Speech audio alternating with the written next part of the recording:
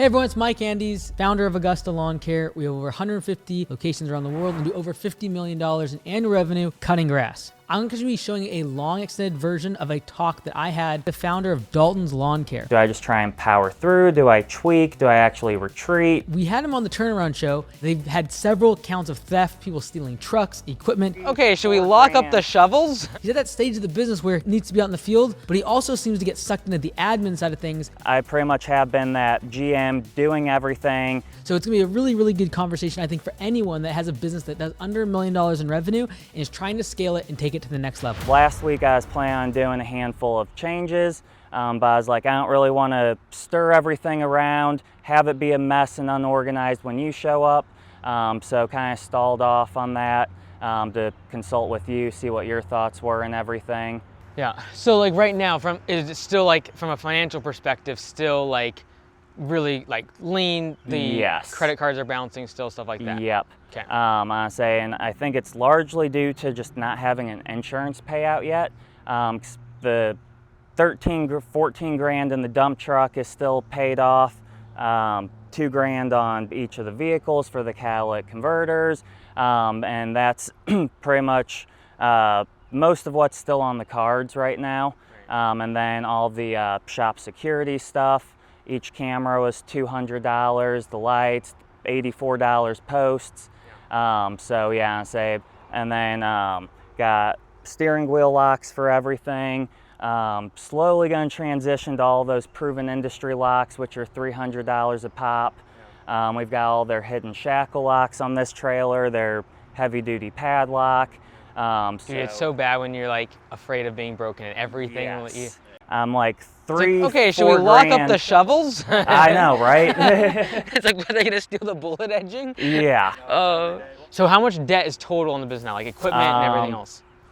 Minus the land. Yeah, so minus the land, I want to say probably 25,000 would be my guess for the fence loan. And that's all there's really debt on right now. And then like 3 or 4 grand on on the second plow through Sheffield.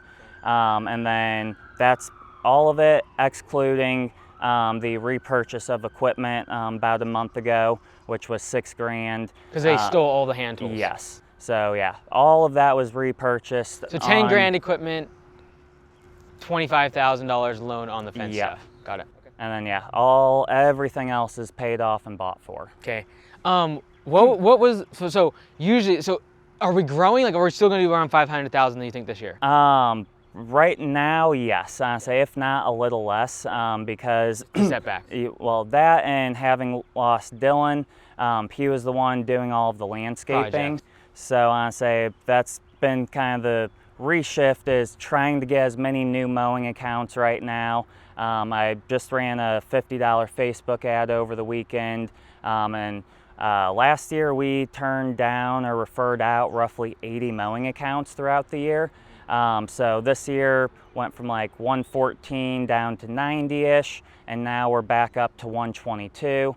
And what did you say, steadily 5+ jobs a week getting approved since or probably beginning of April. So could be higher, but it's definitely very steady with everything going on, with him kind of being the right-hand floater with everything rather than a full field employee. It's kind of working out, but as you said, 3-man crew, pretty inefficient.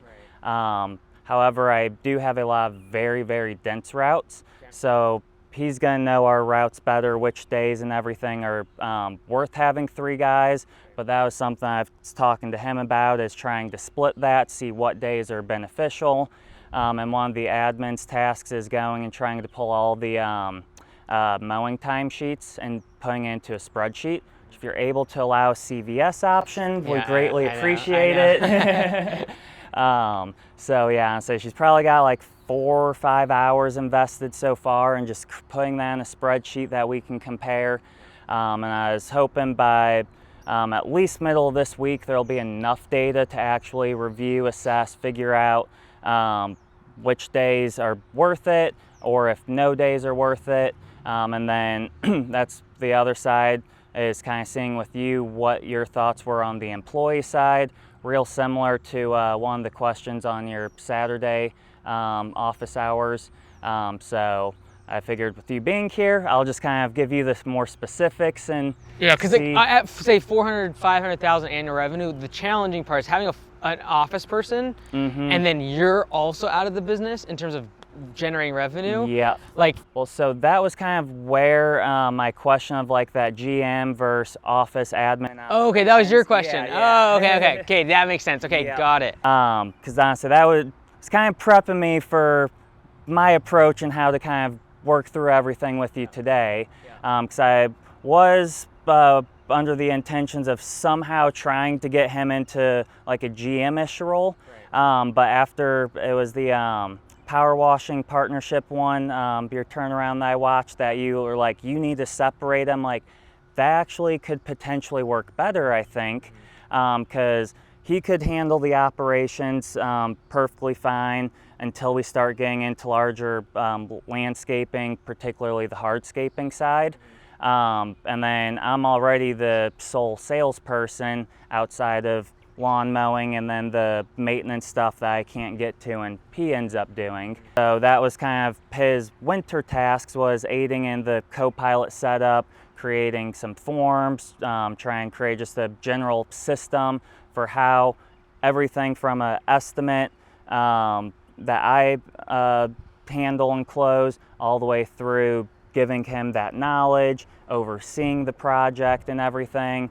And that was the other large cash flow issue, was that he pretty much lied about everything he was doing, which all of 2023, he was amazing, stepped it up, did all sorts of stuff I never asked him to. I'm like, you are just absolutely killing it. Was always saying, oh yeah, I want to be your right-hand man, which, having known him since 2014, was very believable. And then since he's got a kid, or he doesn't have a kid, but he's now engaged with someone who does, that he was living with, I knew I'd probably lose him over winter if I couldn't keep him employed. So I was like, I'll put you on salary with the expectations that you help me get all of the co-pilot stuff set up, and then that's gonna give you the knowledge and everything. And he just dropped off during the winter. Yep. And then over 2 months, because January we were taking down lights, a lot of field work. I was pretty much just having him do like outlines, marking how the reinstall should go. So it's pretty much very end of January through first half of March. Well, no, 'cause March is when Blondie started and we did all of our jobs, right? Yeah. So it was really like 5-6 weeks that he said he was doing everything, didn't really oversight him. And then I go do something, I'm like, what the heck, this ain't done. And then I really started looking, I'm like, what the fuck, nothing's done. But at the same time, my part-time receptionist, who virtually did nothing on the computer, she was just supposed to watch some of the university videos. She was averaging like 3 hours, 2-3 hours a day over the winter, which I was like, cool, if you're watching the university doing all this stuff that you did with LMN last year, like that's pretty reasonable. And then I had her do something and she didn't have a clue how to do it. I'm like, how do you, like, that is bare bones. Went into the university, saw that she was 0% completion. So you used her during the winter. Well, she was with me for like 2 years. Oh, wow. Yeah. Over 3 softwares, Jobber, LMN, and, well, I should say would have been 3, but not being at 0% completion on the university, I'm like, all right, adios. She was at 0% completion? Oh, mercy. Over 2 months of allegedly watching videos. So you've been burning through admin people. This year, technically 1 for 20. My girlfriend's actually a recruiter, well, an account manager now, so she doesn't have the access to all the recruiting softwares, which is a problem. But she's pretty much doing a lot of the pre-qualifying and everything for me. And I'm kind of going in, seeing if it would work. It is brutally difficult to have an admin person working for you remotely. I know, yeah. And we have command center, so like I see what you're going through, and we've Yes. gone through all this garbage. Yeah. So it's very, very difficult. And that's kind of the last issue, is that this should all be graveled. There should be 2 40-foot shipping crates, and I should be saving my fund to start the building construction, but now I don't even know where that's at in the picture. So I'm stuck in the cycle of being forced to have a remote admin or do it myself, which I honestly hate doing phone calls. I don't know why, but I know that is my biggest struggle point. I am great at it most of the time, but I just outright despise doing it. That's kind of where I was at. I'm like, I don't really know if or to what extent I should proceed with the admin side, realizing that it's not really a growth year. I need to go to profits. But yeah, so that's kind of where I knew you're going to give me a lot better input as to how to do that, and kind of just been riding where we're at, stalling for you to get here. So far with Dalton, we've talked a lot about the theft. And although it's a horrible thing, there's not much we can do about the past besides put up new security cameras and better fences and try to improve security. We've talked a lot also about the admin turnover that he's had at that position. It's very difficult to be able to keep an admin person the same way it is to keep a person out in the field that is a really good worker. And now I want to talk more about a couple things with Dalton. That is his quoting process, how he can refine that better to maximize the efficiency of his time, as well as talk about the seasonal drops in his revenue that he can be able to deal with to make the business more profitable. Yeah. What can we do in February, March to actually produce revenue? Right now, we are literally dropping revenue by 90% during those months. So I want to say a large part too actually was getting Copilot set up. So normally I would have tried to push to get a few landscape jobs on the books, which is what happened last year. But I was like, we need automations, re-systematize everything, address the efficiency issue last year, create all the templates, teach everyone. So I was like, this year is just basically get Copilot set up, the forever CRM, never gonna have to worry about it. I just want all hands on deck, get this perfect. Okay. All right.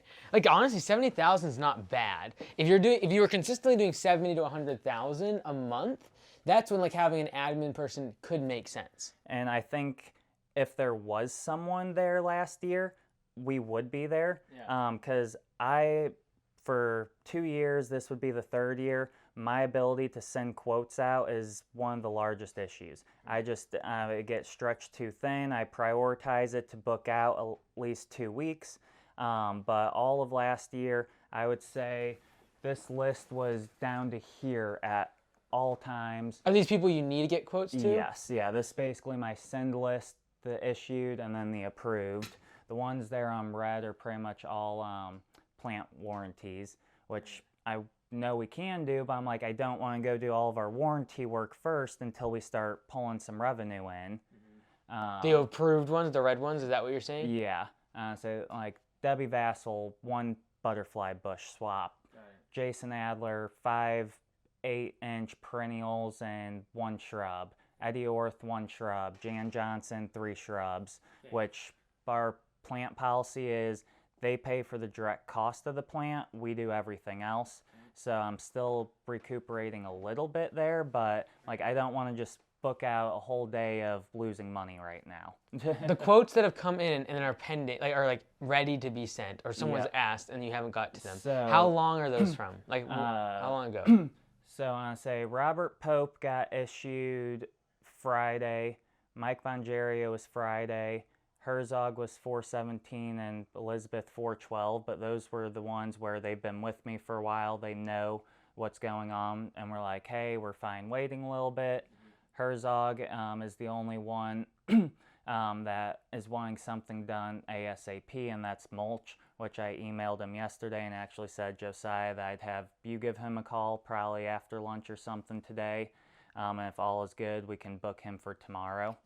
And then, yeah, tomorrow would be Thomas Arnold, another mulch, and then going into Bridget Murphy for a rock. But so on those ones where they requested a quote and we haven't got back to them, what is the bottleneck there? Just your time to sit down and put the quote? Yes, pretty much. These 5 are the ones where I'm just struggling on time. Everything above aren't like new requests where they're like sitting there waiting. Yeah, it was from our spring service request where they said that they're interested in a project. So they're kind of like my rainy day call we need a job, call them, get the scope of work. But if I didn't write them down, I'd completely forget. Okay. Because like my thought is if we can streamline admin more. So for example, like having an estimate template that you copy and paste notes from, or even in Copilot, just having it where under the item and service, the description pre-populates. Well, so I've got most of that. It's very lengthy and detailed. Yeah. It's the Copilot not being set up for big estimates to where I pretty much have to do it myself because I know all the materials, and I could thought about creating packages, but with that not linking to custom fields and everything being a matrix, like now we're just double doing everything. So that is something I'm trying to figure out. Created a tab for an estimating cheat sheet in the wiki with the intentions of like being able to go through each service and be like, these are the components that need to be included. But coming from LMN's estimating into Copilot, I say how I have the estimating process set up is too difficult for someone that didn't use LMN or doesn't have the similar type capabilities. Could you just throw that into an Excel document though and have like all the different things and then just put like, okay, I'm putting together this project, I need 4 budget hours, 5 margin material, whatever, and then just pop out a number for you? I was thinking about that and I started on it, but it's just too time consuming for me to do. And I found some templates that I've pulled, but trying to do it in a simplified manner is where I keep getting stuck, because I've been involved in bidding retaining wall since I was 8. Like, I don't think twice about it. Everything I do by default is complex. So trying to change my whole system to simplify and then create it in a manner that is can be scalable and used has been a focus, but the time requirements is what always kind of pushes that away and why it never gets done. Right, yeah.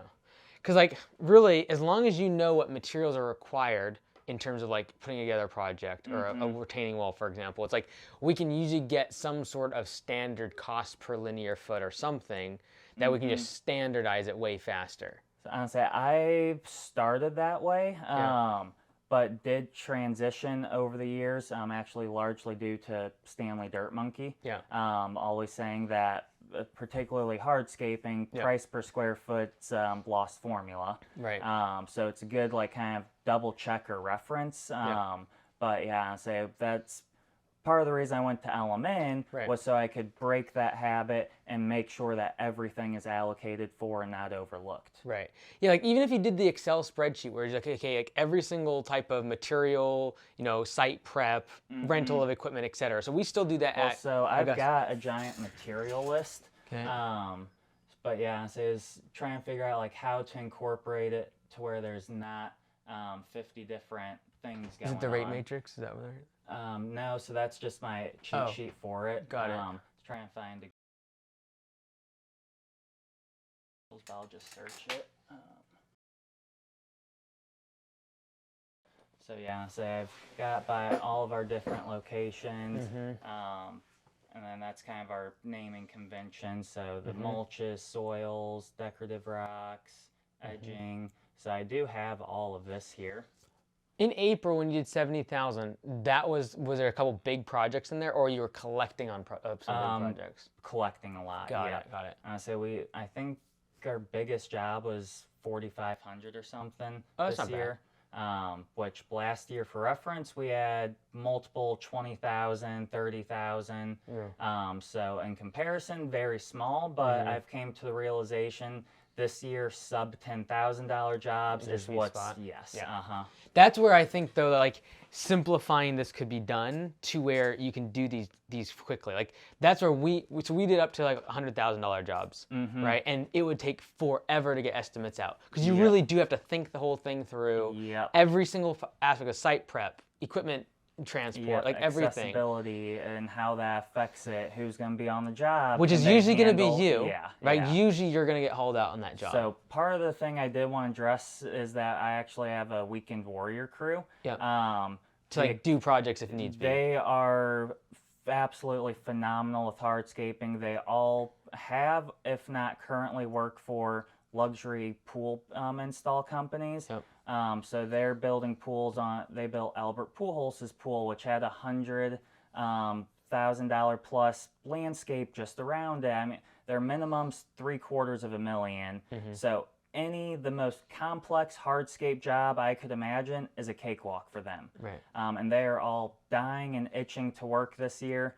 They all have part-time jobs right now that they hate, and they're harassing me to work. So they just want to work on like Thursday, Friday, Saturday situation? They're just pretty much all Saturdays. Okay. But this has been going on pretty much since like 2018, and is the driving factor, or I should say, prior to Dylan coming mid-2022, they were 90% of all landscape work. I've built a huge name in the landscaping world from it. Yeah.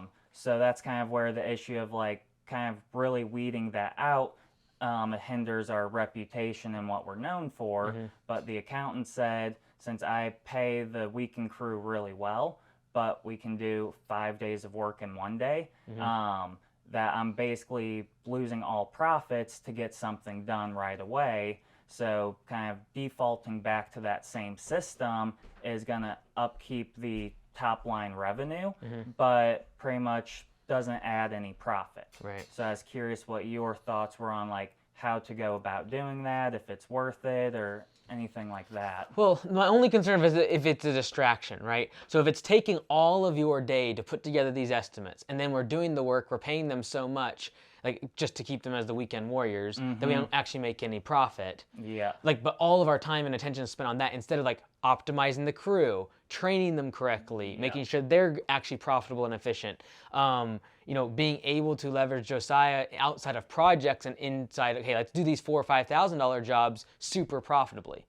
Okay. Yeah. Right. And so like that's my biggest concern with projects, and it's not a matter of whether or not they're profitable, it's actually a matter of the time of the owner is spent all on that. Yep.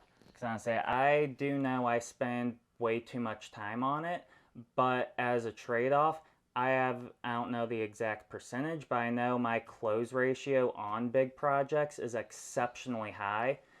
So could we just raise prices significantly on it? So that was my default approach this year. Yeah.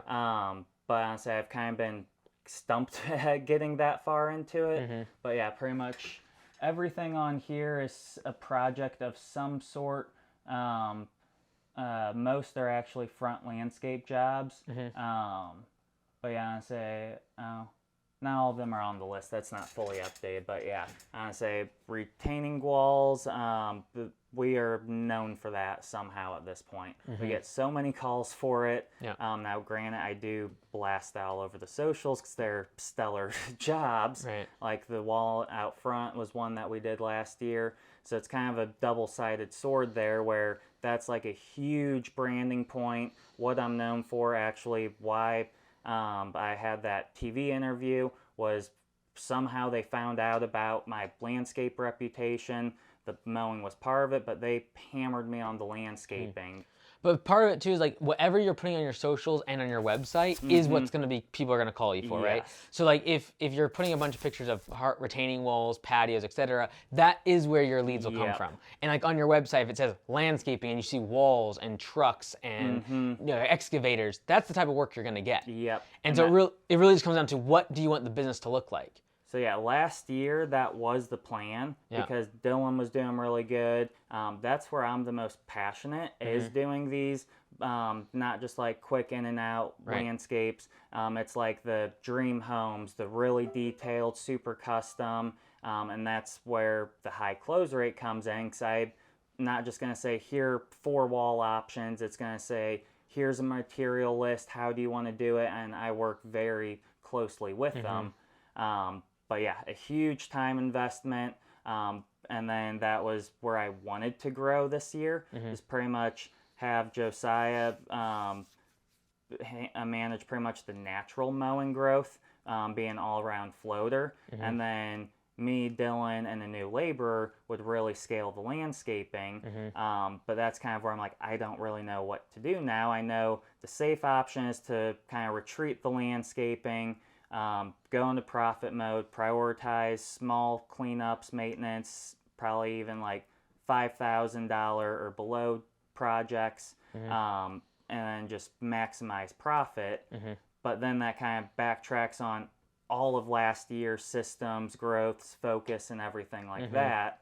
So I'm not really sure, like, do I just try and power through? Do I tweak? Do I actually retreat? Do I kind of like hit hold? Well, if you're accountant and you've sat down and said, hey, we're not actually making any money on the big projects, then it's just a matter of, okay, if we have a high close ratio, why don't we just like jack the prices up? Right? Because then it can make up for the fact that you're spending all your time doing it. But right now, like literally the other side of the business will be unprofitable because your time is so focused on something else. And if you determine that other something else is not profitable, then we're just going to spin our wheels. So I say last year we scaled our weekend back significantly, where pretty much we would do all of the rip out, all the prep field guys, and then basically instead of bringing in 10, 12 guys, we'd bring in like 4 to 8, more of the actual hardscape skill sets, do the walls, all the hard stuff, and then come Monday, we would finish it out through the week with all the mulch, the rock, everything like that. So that made us profitable. But then it's back to, all right, well now Dylan's gone. If I'm going to be allocating that time and estimates, I need someone in admin so I can actually book out. And going back to what you said, when you're booked out, you can charge more because they're like, oh shit, this is a good company, they're booked out, whatever. And then that adding on top of my level of detail and thoroughness kind of seals the deal for most. But not having Dylan, being a bit leery with Zuzu, not having an actual landscape system created and implemented, it's kind of like, what's the better approach with that? Yeah, like I think you can make good money with the current setup in terms of having the weekend crew. You're gonna have to raise prices on it. But I am leery to build the whole business model around temporary labor like that, because if all of a sudden they all like, hey, they find something full time and they're gone and they start their own thing, they're like, hey, we can't work on Saturdays. If you've built the whole brand around it, have trucks, equipment, and everything built around these big projects, and then they're gone, and we don't have the skill, experience, or the manpower to get stuff done, then we're in a bad spot. So it's like, take what we know we can do without them, and then whatever they can provide to us is gravy, but we're not going to build the business around it. We're not going to get equipment. We're not going to, put all the branding around landscaping if that is literally something that could be gone tomorrow. Which last year with Dylan, it wasn't, we had a good base, but that's right where I'm at now. I'm just like, oh. So I'd just like raise prices dramatically on projects. Especially if you're passionate about, like if that's what you love, just make sure it's the profitable part of the business.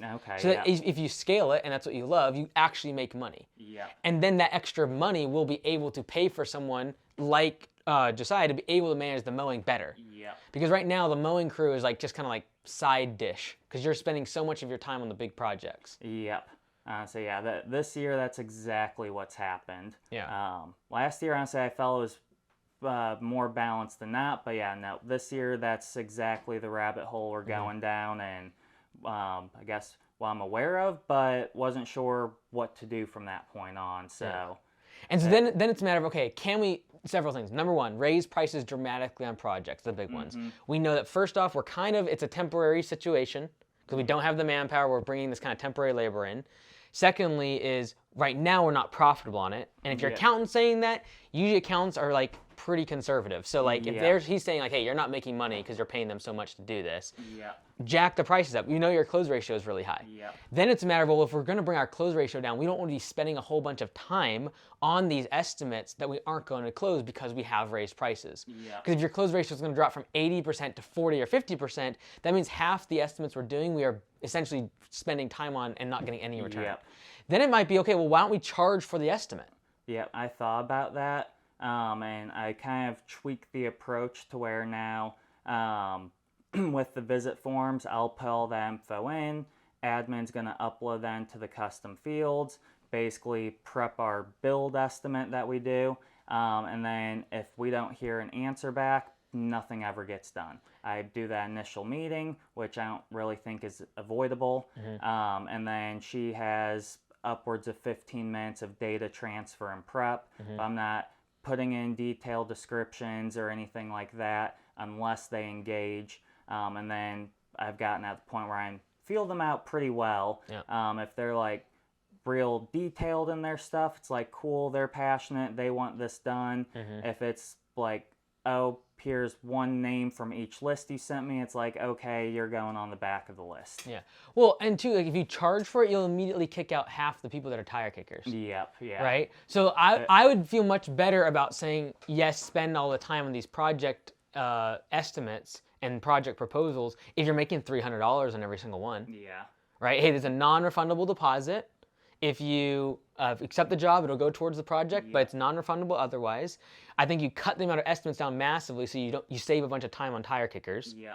And then you actually have time to focus on the people who actually want the jobs. Okay. And then you're charging them a premium price, and you'll know they'll take it because they're the type of person who's willing to pay for the upfront cost. Yep.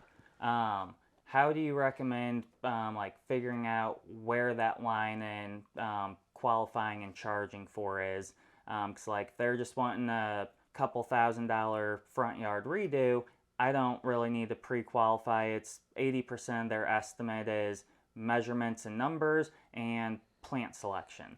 It's when pretty much you get into the landscapes or multiple components that I would need to start charging for. It's like almost everything on there with the exception of Elizabeth Marino and Carrie Wickliffe are pretty quick, straightforward projects. Like mulch, some rock, etc. Yeah, bullet edging. So yeah, I don't put mulch on there for anything. But yeah, I say a lot of like replacing mulch with rock, ripping out some shrubs. Yeah. So, but in the estimate request form, you would be able to tell. Right, so the estimate request form comes in, and then you assess, okay, like they said the word retaining wall. They said the word grading or drainage. Okay, that's going to be a $300 non-refundable deposit, and we're going to, before we set up the estimate in-person meeting, I'm going to collect on that.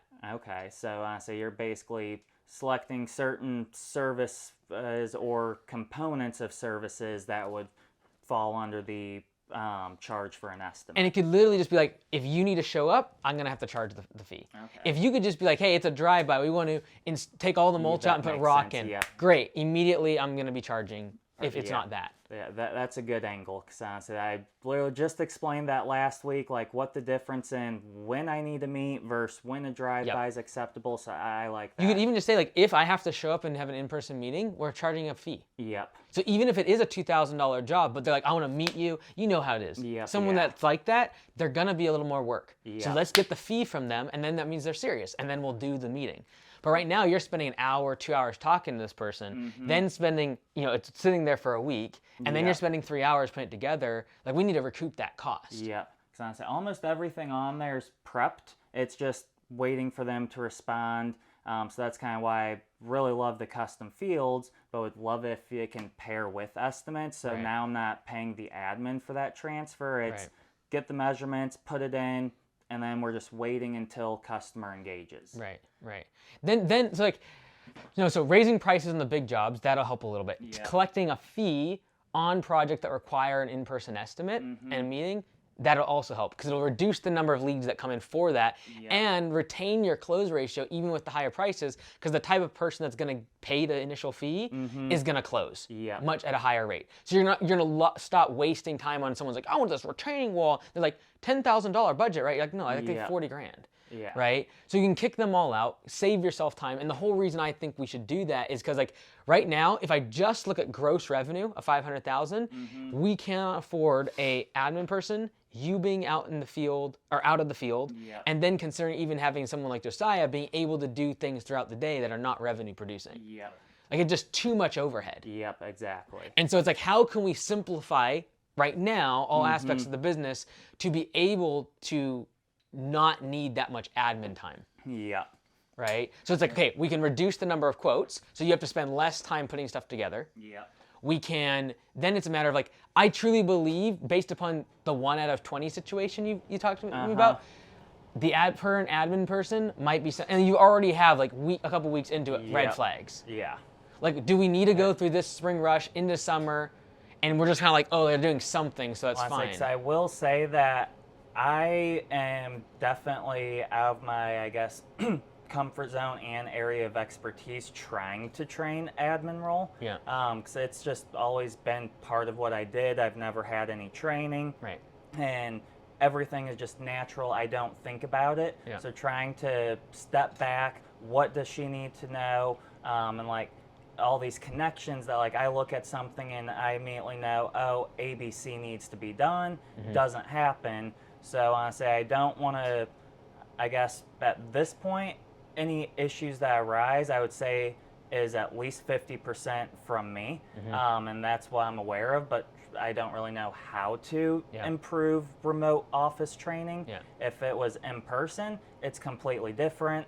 But yeah, being remote, that's kind of where I realized over the weekend, I'm like, how can I adjust? I'm kind of like at the mercy of her to ask questions or anything. Which they won't. Yeah, exactly. Remote won't. That's exactly what's happening. Yeah. And So like, for example, like we probably have 60, 70 plus remote workers. So like, I know the difference between remote and in person, and it took us a couple years to really nail this. It's so hard. And they're just going to do as little as possible because that's human nature if they're not being managed. Right? And like realistically, you're not getting a ton of phone calls a day.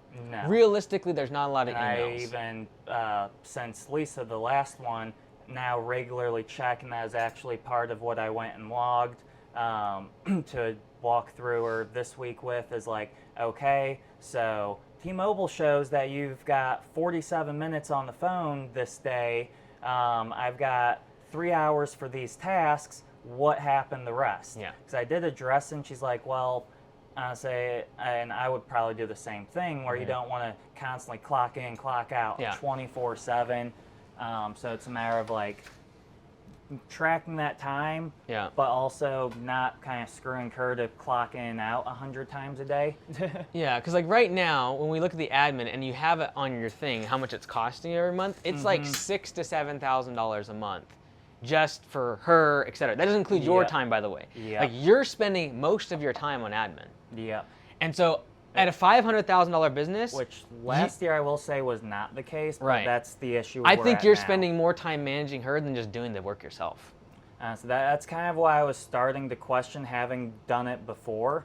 So I think you're probably right. And then it's just a matter of like the landscaping. So now that we've addressed that, being able to kind of scale that down, that becomes more reasonable. Well, like, let's look at it this way. So for example, like what we could do potentially is say, okay, Wednesday is going to be your admin day. The whole day, all you're doing is catching up on email, phone calls, voicemail, etc. Sending invoices, sending estimates, all that good stuff. Then you could say, okay, Saturday is I'm with the weekend crew. I'm going to make sure the projects are done correctly. I'm going to make sure they're managed because now these are high ticket items. I'm making a bunch of profit on them. I can afford to spend that Saturday working with just them. Friday I'm also going to have to because that's our prep day, so they're not doing all the grunt labor. Got it. Okay, so Wednesday, admin day. Friday and Saturday, we got project management. So that's with the big crew. Then we got Monday, Tuesday, and Thursday that now you can actually be out in the field.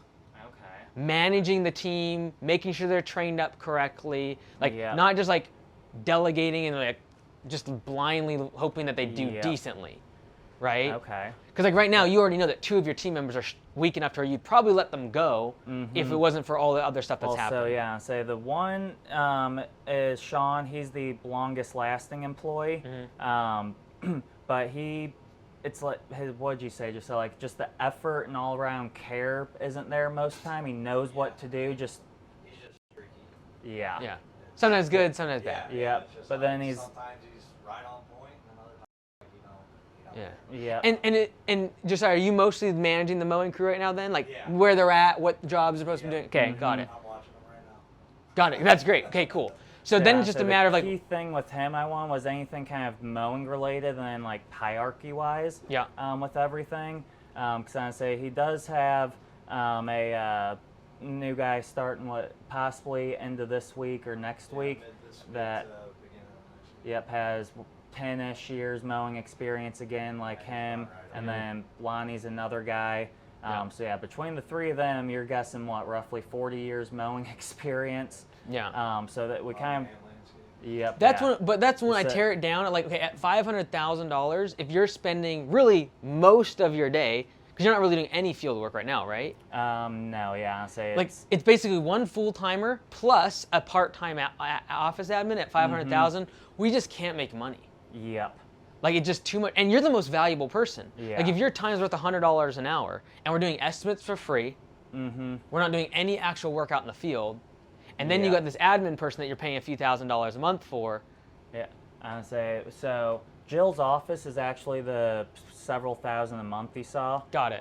So now she's probably like $2,000 a month. Yeah, I say 600 a week on the high end. Okay. Yeah. Okay. So still high, but Yeah. not near as high as $6,000. Right. I just So, wonder if we can absorb it, because like I think you're actually still spending more of your time than if you just did it yourself. Because you're managing something that like doesn't have a ton of systems. You're kind of just hoping they're doing a good job. Like I really do believe in an hour of your time in a day, you'd probably knock out all her tasks. Yeah. So then it's just like, okay, what does she do? Okay, we got phone calls. Like just name it off. What else does she do? I say all the emails and everything. All the estimate follow-ups.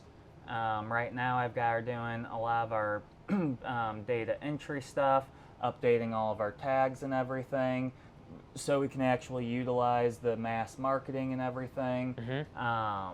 Uploading all of our materials into Copilot. Okay. So I need to get that wholesale price and the vendor added, which you can't do in the bulk upload, otherwise Right. we'd do that. Yeah. Let's Like realistically, those last two That- things, couldn't that just be done in one day of just locking in and getting it done? Yes, but Okay. so that's kind of where I don't really have that Time. time. Got it, okay. So it She would just be chips away at it. postponing that to first address everything else you said to create that time in my schedule to Okay. do it. Okay. But not having that up there is part of the reason the estimates take so long. 'Cause Right. every other one I go do, I'm like, shit, I need to create a new matrix, upload items. I can just figure it out. But then in 2 days, 2 weeks, I'm redoing it again. So I might as well get it all uploaded and into Copilot. Right. So with, I feel like you're spending a lot of time just checking in on, did she do her job? really no. Okay. I did that all of last week. Okay. But that was pretty much end of day. Okay. We did our one-on-one training, and then she would be pretty much left to do her thing for a few hours, Okay. and then I would go back and do like an end-of-day review, and just screen record it and walk through and be like, hey, so like this is correct, let's adjust this, blah, blah, blah, Okay. and then show her something for the next day task. Okay. So last week, absolutely. This week, it's more like noticing it in the process of doing stuff. Okay. Like seeing a new estimate accepted, but not seeing anything on the schedule. Then it's like, all right, what you're supposed to make it to do Right. for either me or Josiah, because you don't know what you're doing yet, but you already have an estimate accepted. So it's like seeing little things like that in turn forced me to go back and recheck. You could make an automation around that. Just as a side note for that one, if an estimate is accepted, you could automatically make a to-do. Well, the to-do is supposed to be sent after the estimate. Basically, the call Oh, I comes see what you're in, saying. She gets the info, creates the account, measures it on Deep Lawn, Got it. inputs the square footage, and then Josiah or I reviews it, sees if it needs More to be of a review adjusted, if we need process. to go and do a site visit for hills, woods, or anything, and then it gets sent out.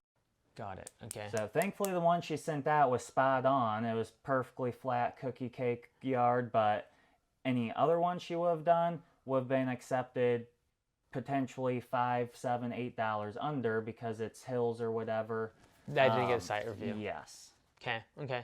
Okay. So assume that she's being efficient and productive and all the rest of it, which she's just gotten started. My concern is that she's gonna go the way of the previous admins have been, because there's just not enough management. Like typically at 800,000 is when I'm like, get a full-time person, get them in person. Yep. The only thing they're working on all day long. You have enough for them to do to keep them busy all day. Yep. And that's what I'm noticing is I have that stuff, but takes too much time for me to go figure it out, tell her what it is, do it. She doesn't have the knowledge or ability to just piece it together and know that needs to be done. Right. Which circles back to now I'm either spending too much time or I could do it myself. But yeah, no one has been, I guess, everyone I've interviewed, it's always been part-time job. Right. I pretty much tell them, 20 hours is kind of like the base expectation. But I've got a lot of other stuff that you can do, data entry, filler stuff that could get you up to 40 hours occasionally.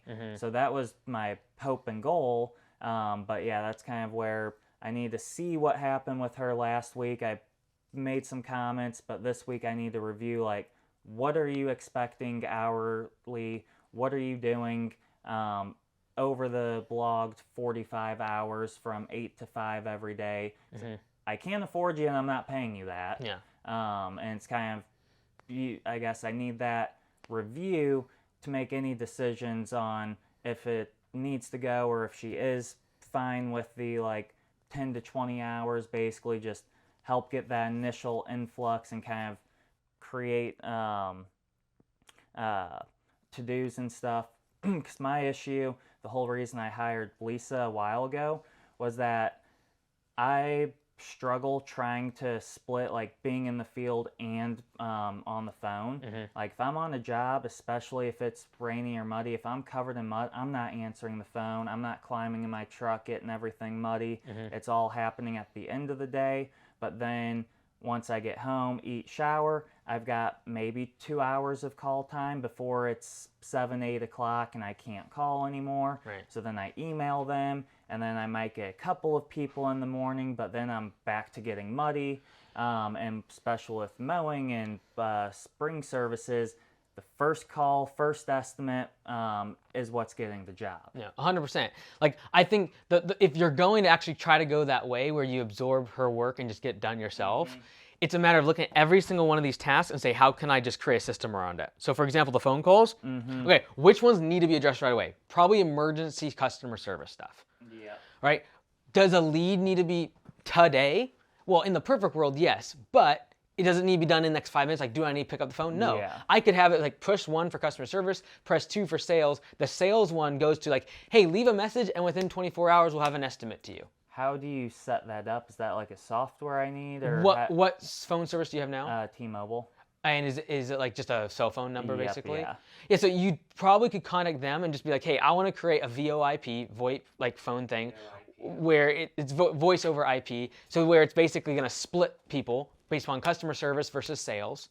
So like that's just one system though for phone calls. For example, with email, you can create all sorts of filters. For example, if you create a filter that says filter all any email that has the word unsubscribe and just put it in my spam folder. Okay. You will cut out 80% of your email like that. It's like, so I keep mine pretty well upkept. But for emails, I actually built what's called the Client Writer Pro GPT, where it writes almost identically to me. So I can bang out emails really fast. And there's probably realistically 5 to 10 emails a day that you actually need to address. It's the other 50 that are like random vendor stuff, receipts, spam, people trying to contact you for marketing, all this other garbage. You can filter tons of that out. So most of that is right now, but yeah. So I would say 5 to 10 you are spot on about of daily emails. And so that's why I think like if you literally had 1 day a week where everyone just knew that like, that's the day they get their estimates from you, that's the day they can contact you, that's the day you respond back to emails and estimates and phone calls. And in the voicemail, you literally tell them like, hey, if you want a new estimate, fantastic. We'll get that to you within 24 hours. And then if it's a longer project, I'll make sure I'll get you on the schedule for next Wednesday. And you could literally leave that as the voicemail. They then leave the voicemail with that expectation. Okay. Right? Because I have a feeling right now, most phone calls, she still asks you what you want done. Yeah, say that. Like, when do you want this estimate on the schedule? So we've got the Calendarly link, so that she just sends all of that out. That Streamlining it, good. Then Zapier puts that as a to-do and a meeting. Oh, dude, look at you, all sophisticated as Zapier, bro. Yeah, honestly, it's taken a lot to learn, but yeah. That's cool. That's good. It is a good workflow. But that's why I've learned is you can that even having make it stuff like that's what's gonna save me. Totally. And you can even make it where on the voicemail you literally say, hey, if you're ready to go with your big project, go to this link and go ahead and schedule. And in Calendly, you can charge the $300. Yep. You can just set it up as when they set up the appointment, they have to pay. Do you know, can that be then transferred into Copilot, or The how? revenue, like the $300, Yeah. I would just have that going into your bank account and then do that on the Okay. QuickBooks or whatever the back end is. Because So maybe then a to-do that informs Copilot, or informs me and Copilot to like add to their account that 300 was a paid deposit. you just know, like, yeah, you could set up in the Or I to-do, guess, say, yeah, at this point, I'm the admin, so add as a credit, yeah, right? Yeah. So you could do that. But then it just eliminates so much. Like, number one, we're gonna eliminate probably 1 out of 2 people that even want an estimate for projects because we're asking for the fee up front, right? Then it's a matter of, okay, well, if we can reduce your admin time by half because you're getting less estimates, can we then create systems around these other things so we don't have to have that person, Yeah. right? Like, from your angle, Josiah, like, do you think the admin, like, do you see holes in that right now? Yeah. Okay. Yeah, I definitely strategize his meeting and all that a lot better off. Like you said, like a day for his meetings, admin, all that. To have.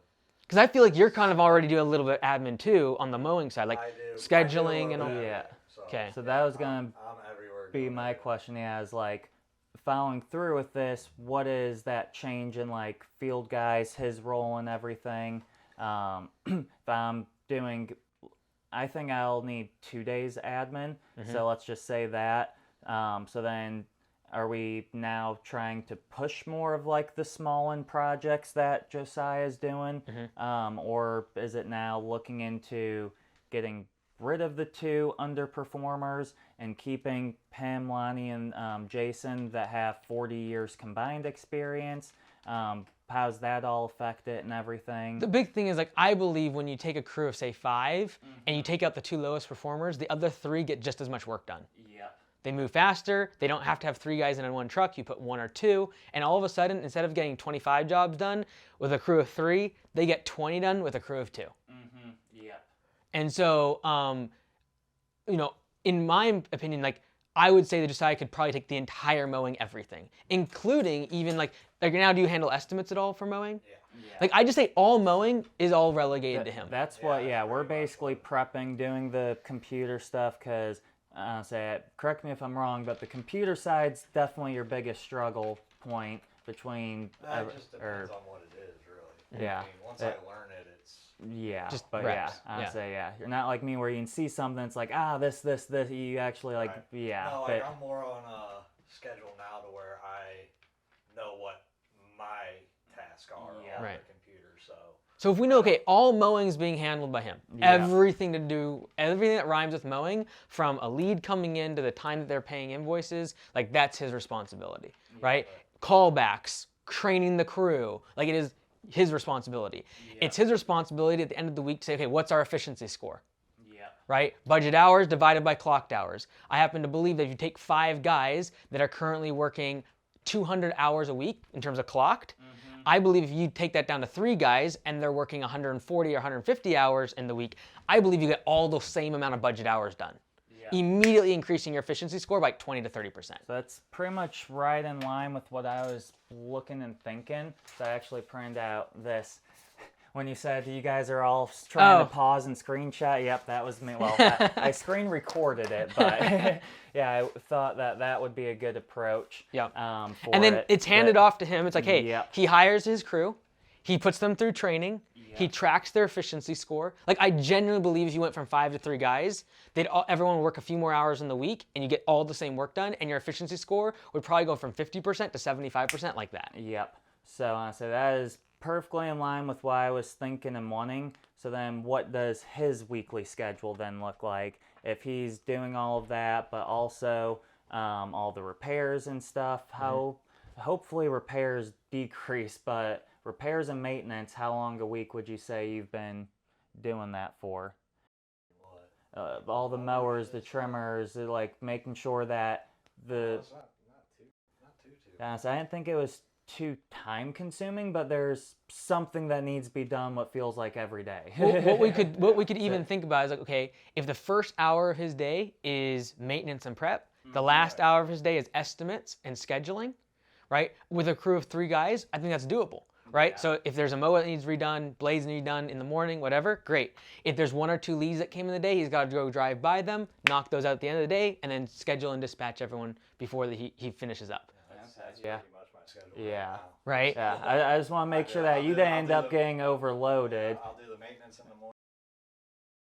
Time whenever I go out into the field and do all that, depending on what time I get off, it depends.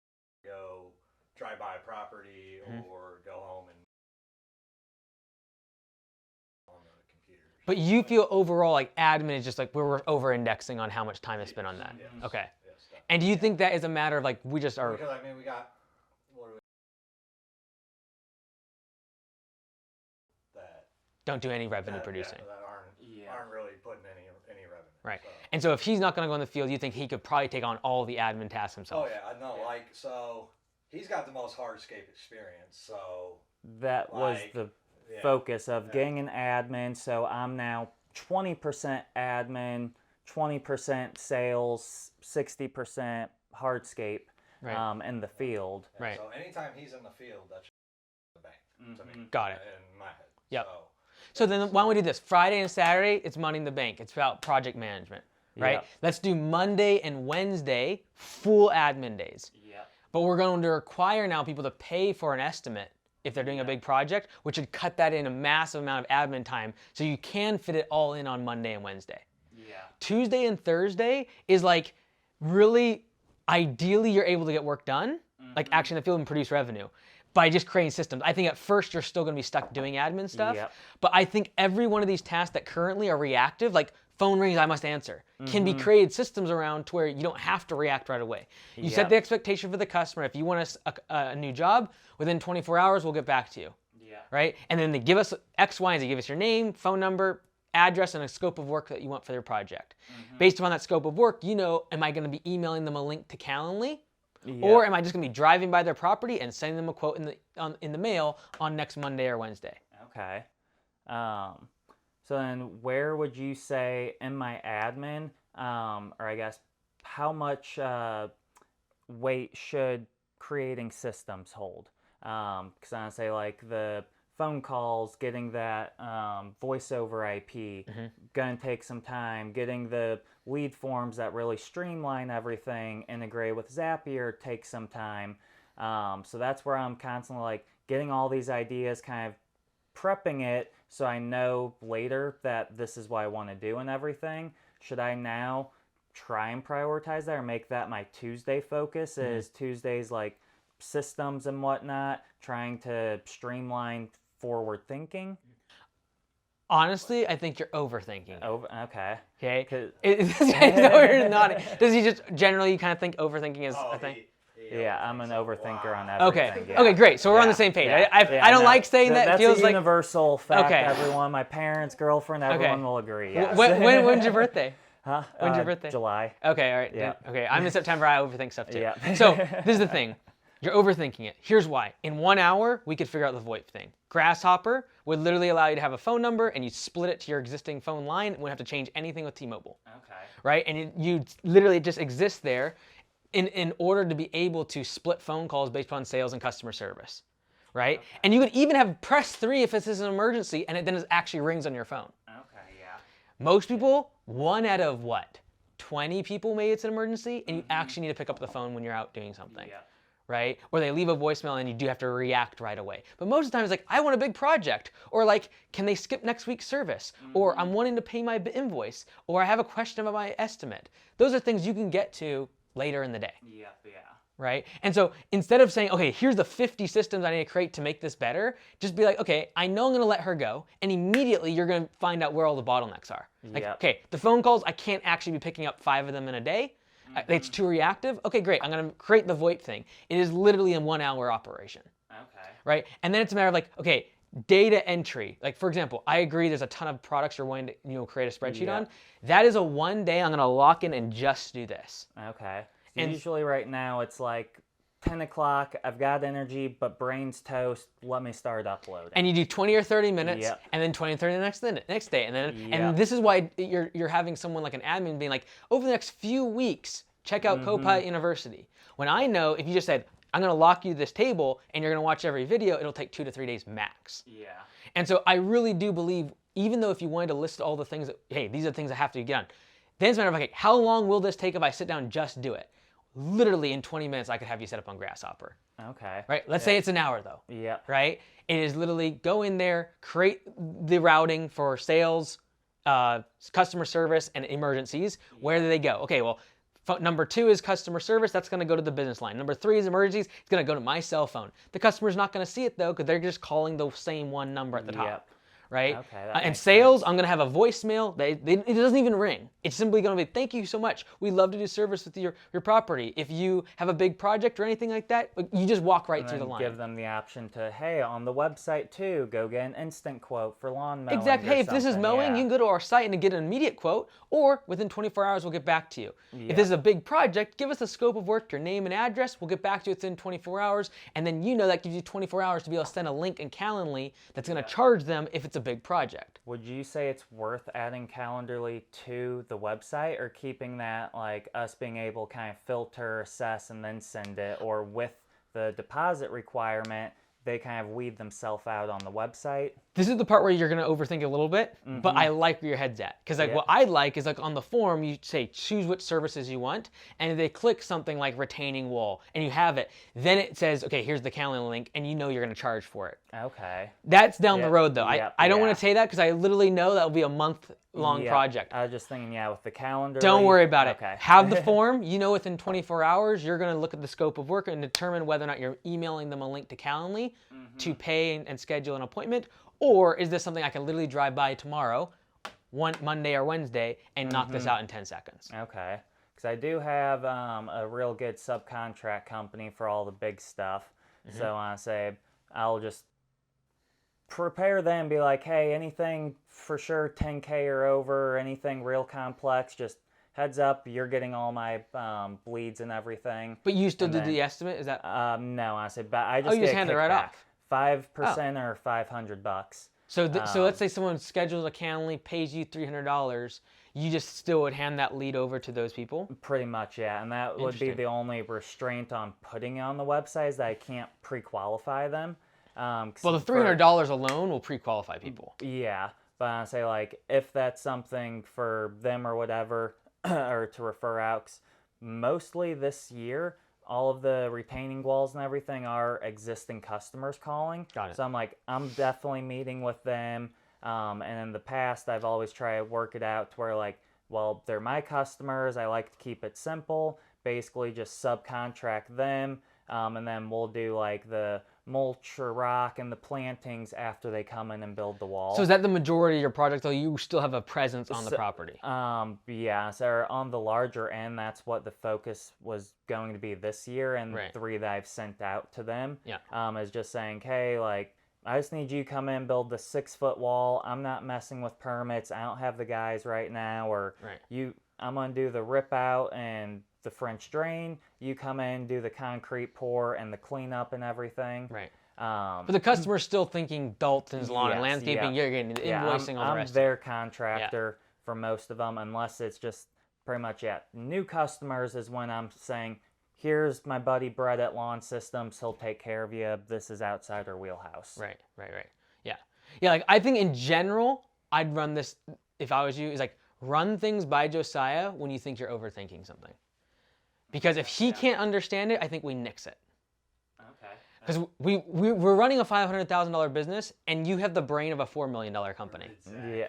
Well, so that was the last year. Which is great. It means you can probably run a business that size and be okay. But right now, where the business is at, it needs an operator. Yep. It does not need an architect. Yep. Someone's like literally thinking about these massive systems, like genius stuff, like all the forms, like I'm gonna link it all together and the subcontract. We're running a $500,000 business. Yep. We'll get there, but we need to. Right now we need an operator, right? Like, so I've always said, like, from 0 to 200,000, you need a laborer. Someone that just goes out and works hard. Yep. From 200,000 to 800,000, you need a manager. Yeah. Someone who can manage people well. Literally what I've been saying I am horrible at. Honestly, I can do big picture, I can do 800,000 is architect. 800,000 architect. That's why I believe if you fall back into the role of a manager, you'll get to 800,000, be able to hire a full-time admin, and then you will be able to focus on what you're probably really good at, which is the architect stuff, like building the business and the systems and all.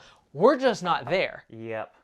And so like being a great manager right now, trusting to assign on things, taking the admin stuff yourself, having these systems, like a manager has systems. They look at each of these things and like, oh, I can make this better. I can make this better. Oh, I can make this better. Like every single aspect, that's what a manager does. Yeah. Right?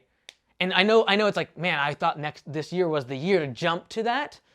I'd say if you take 1 year and just focus on being a great manager on all these tasks, you'll be able to get to the 800,000 and then you'll be able to focus on that stuff. Okay.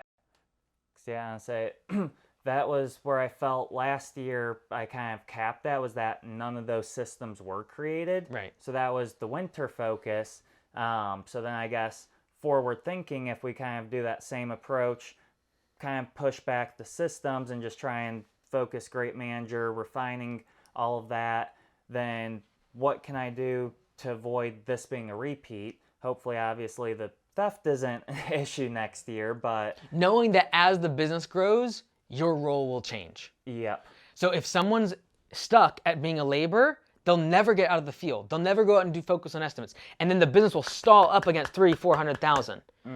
On the other hand, when you're needing to be a manager from 200,000 to 800,000, if you're over here in architect land, you'll never actually get through 500,000-600,000 in annual revenue because they need a manager. They need someone to actually think about these things.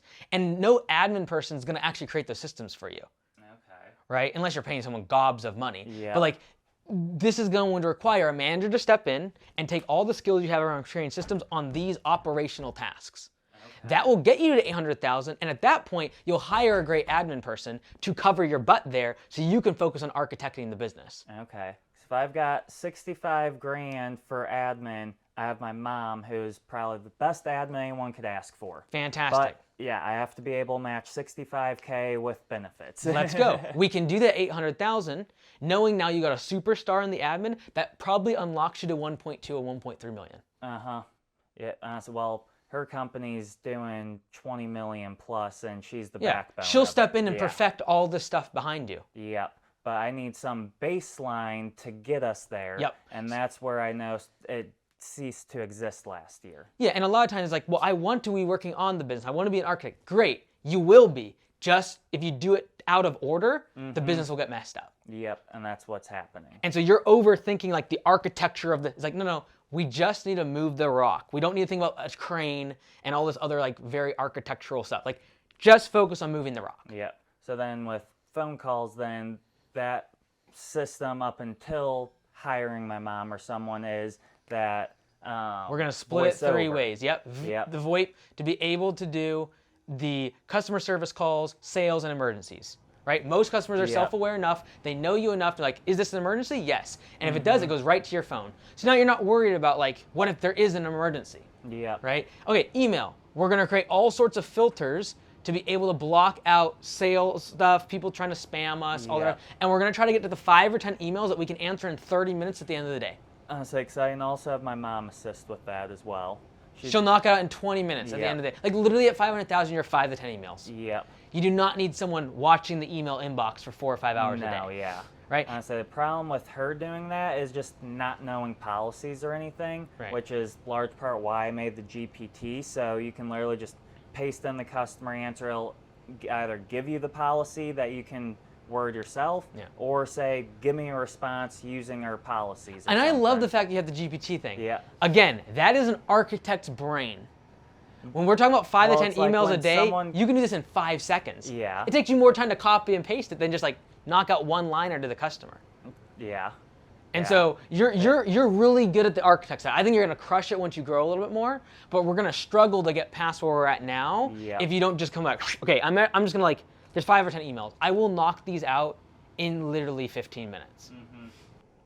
Because, the reason it got created was post-Peru. My mom upkept my inbox, but not the office. I'm like, oh, there's literally like 60 emails. This is several hours. Hold on, 30 minutes on ChatGPT, all 60 done in 30 minutes. Yeah, you doing it though. You doing it, right? Trying to train someone else to use your GPT and understand policies and procedures is gonna take too much time away from you just doing the work. Well, so the GPT is designed to where they don't need to learn or know or look through the policies. It's what's our mowing scheduling policy, and it just says we don't offer bi-weekly, we schedule weekly for an assessment, cut the yard as needed, offer or bill for partial cuts if needed. And you can put all that in your wiki and Copilot, by the way. Yep. So honestly, I do have that. Yeah. Cool. But yeah, honestly, trying to filter through 3 pages to find 2 sentences is where the issue comes, or how people interpret it differently. So that's kind of where I'm like, let me just upload everything in the wiki into a GPT, so it can just, you ask a direct question and it gives you that answer. And that's great when you need an admin person. Right now, you taking it over, you don't even have to think about GPT. You know it's all in your brain. Right? But then you're going to create systems for every single one of these. You know, follow-up stuff, you'll end up automating a lot of it. Right? Like, I believe even with the phone calls, you'll actually have a better customer experience, because right now, there's 4 or 5 hours of the day she's not even answering the phone. And there is no, like, you know, segmentation. Or like preparing the customer for what to expect. Same voicemail or for everything. Yeah. Right? So, cool. Because honestly, they did love speaking with Jill's office from like the human side being different, unique, but they all got driven up a wall that they couldn't do anything about it. Right. You just like create a ticket, send it to you, and then you still have to do it. Which that gives me great reference as to what to anticipate, call volume and everything, how many are spam. So great insights, glad I have them, but yeah, never again. Okay, cool. All right, well, I think we have a pretty good spot to go from here, right? It's like Monday and Wednesdays focus on admin, Friday and Saturdays focus on project management, Tuesday and Thursday, the goal is over time to be able to produce some revenue. At first, you're going to probably be just managing this stuff, but we're going to lock in what we're actually going to do next Tuesday, what we're going to actually do next Thursday to make sure these things are manageable. We're going to cut down probably by 20 to 30% of this admin work by simply requiring a deposit on large projects. And then we're going to increase the prices on those projects so that we're actually profitable on them on Friday and Saturday, and we're not just spinning our wheels. That makes sense. So then I guess final thing would be with the schedule, employee-wise, knowing that there's 4 full-time right now, 1 more coming soon, do you think it's better just scale back down to the 3 that are going to produce the most right away, or kind of work with? That would be an excellent question for Josiah. All right. Right? Because Josiah is going to be the one with the guys all day. He's responsible for training them. He knows what their strengths and weaknesses are. He knows, like, what's our backlog? Do we have 3 weeks worth of little projects I can knock out with someone? Because maybe they stink at mowing, but if I throw them on one job all day long and they just spread mulch, they're fine. Like, I think you have a good mowing route. I think you got mowing jobs coming in consistently. We can make that side profitable, but if you and your accountant know that, like, hey, the big projects we're just not making money on, and you're spending all your time on it. They're essentially getting paid out like $35 an hour, but I was getting 2,000% energy from them. Really do a week job in 6 hours. So I'm like trying to grow from a fully owner-operator, me being the primary one in the field, to here. That was extremely beneficial. But yeah, now it's kind of stalling out, and it's like, all right, this needs to be readdressed. Yeah, and like typically when we look at labor, we want to be making it, I call it the rule of 25%, which is if I'm paying them $35 an hour, I need to be charging the customer 4 times that, which is $140 an hour. Right? And to make that sense of 25%, which I'm guessing we're not at 140. No. Right? So that's why, like, we got to raise prices on the projects. Because if we're going to be paying them $35 and they're awesome, great, but we've got to be making 140 or ish. Let's just call it 120 even, or 100 even. Like, I'm guessing you're 80. Or you're 100? So I'd probably go to 120. 85 for maintenance, 100 for landscaping, and I'm just emailed my accountant all of our labor hours and everything to calculate a new break-even cost. It's like 100. I know is not going to cut it right now. Because that's 35%, right? Before I just guess and come up with a number, let me have him pull the stats and build something off that. So no, it's good. Sweet. No, I think we're in a good spot. It's like we're going to cut down on admin by simply reducing the number of projects, by requiring an upfront deposit on big ones that otherwise you're spending probably 2, 3, 4 hours really thinking about what you're going to put into it, and then it doesn't get accepted. It's a waste of time. Right? Wow, I threw it away. I think it was 2 hours on a 5K one. Now, Grant, that was a good family friend. I knew it was locked in. It was just a matter of what's now, what's in the fall, and he confirmed he's accepting the 2,800 now, ready to go, but the other portion will be this fall. And it's not even a matter of like locking them in. It's almost a matter of like, I want you paid for that time. Like you're a professional, you're putting together diagnosis and like what is the projects needed. You're the highest skilled person in the company, and you're spending hours on an estimate that might not get accepted, and it's just complete waste of time. Yep. Like I want that $300. Like that's your money. It's not even like baked into the estimate. I'm looking at that as like that's $300. Yep. Last year we purchased groundwork so they could all submit videos. I'm like, after 2 weeks, I met with like 40 people. I'm like, this is absurd. No, stop. Got the groundworks going, and then that put me at like 3 quotes a week or something. I'm like, oh, this is great. Half of them I can do online, but $160 a month to receive videos isn't worth it. Right. So yeah. Which Copilot can accept videos. That would be a great replacement. We're trying to basically copy a lot of company cam stuff because they do a great job, but they're expensive, like $30 a user.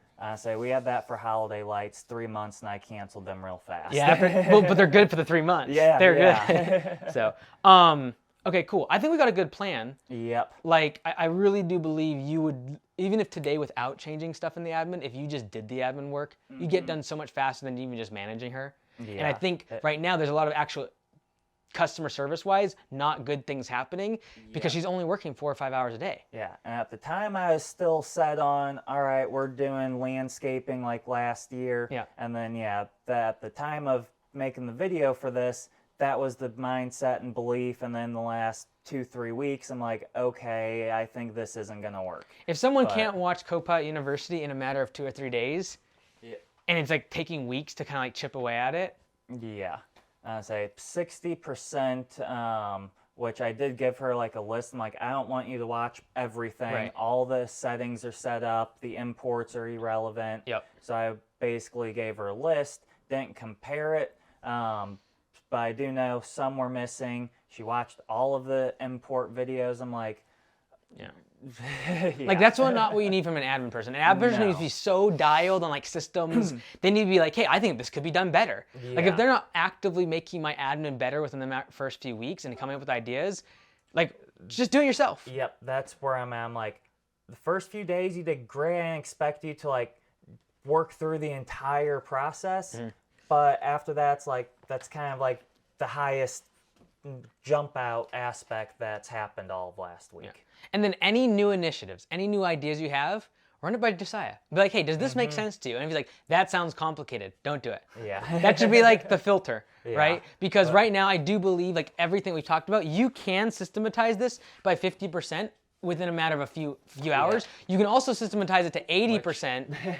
You can systematize it to 80%, but spend weeks figuring it out. Yeah. Like dialing all this Zapier and the form was gonna sync over here, and then it's gonna take the calendar thing, and then based upon, you gotta get really in the weeds on it. Wait until you're an architect. Okay. Right now we're the manager. Right now we know we need to take admin back. Yep. From a profitability perspective, from a control perspective, and then you're gonna raise prices on the large projects, have less of them because you're requiring an upfront deposit. Like, I think that's the move. Okay. And then just fight for all get out to try to get Tuesdays and Thursdays, or eventually you're back in the field. Yep. At first, you're going to use Tuesdays and Thursdays to do all this stuff. Yep. But I would say no more than 3 or 4 weeks. It should be like Tuesdays and Thursdays are pretty chill. Yeah. Because Monday and Wednesday is all admin. I have less leads coming in because I require a deposit. I'm only getting emergency calls, which may be 1 a week probably. Oh, dude, it's so rare, right? And then the sales one, like at the end of the day, an hour, you're going through, okay, is this a mowing customer? Do I send them the Calendly thing? You know, is this something that I can have him jog by at the end of the day, put it on his route for tomorrow? He does it in the evening. Okay. Right? Yeah. So I think that'll help tremendously kind of find their rhythm. And I guess at what point do I then start to look into growth mode?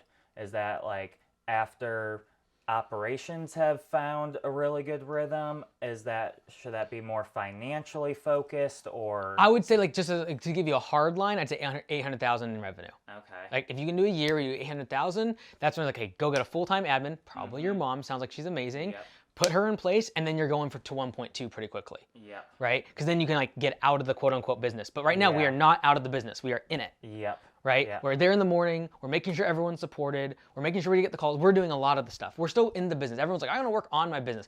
That comes down the road. Like when you're an architect, you work on the building. Yep. When as a manager, you work in the building. Like you put the rocks in place, the bricks in place. Yep. Right?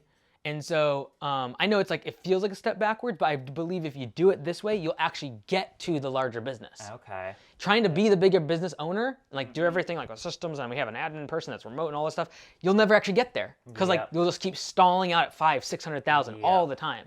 Yep.